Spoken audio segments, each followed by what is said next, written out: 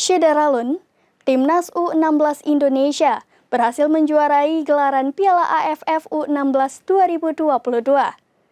Berikut agenda tim Garuda Muda usai menjuarai Piala AFF U16 2022. Timnas U16 Indonesia berhasil menjuarai gelaran Piala AFF U16 2022 pada Jumat 12 Agustus 2022 malam waktu Indonesia Barat. Gelar juara itu didapat Timnas U16 Indonesia setelah menggulung Vietnam dengan skor tipis 1-0. Iqbal dan kawan-kawan akan kembali ke klub guna sambut Elite Pro Academy. Tentunya, sebagai pelatih Bima Sakti tak akan melepas pemainnya begitu saja. Juru taktik Timnas U16 Indonesia itu menerangkan bahwa dia akan tetap berkomunikasi dengan klub yang menaungi pemain Timnas U16 Indonesia. Bima Sakti akan terus memantau pemainnya.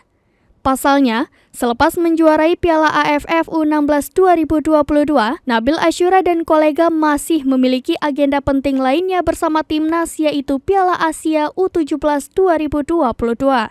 Adapun Piala Asia U17 2022 rencananya akan dihelat pada bulan Oktober 2022 mendatang. Untuk itu, Bima Sakti menerangkan bahwa dirinya akan terus berkomunikasi dengan klub. Tujuannya agar memberitahu klub untuk tidak memaksakan para penggawa Timnas U16 Indonesia ketika berlaga.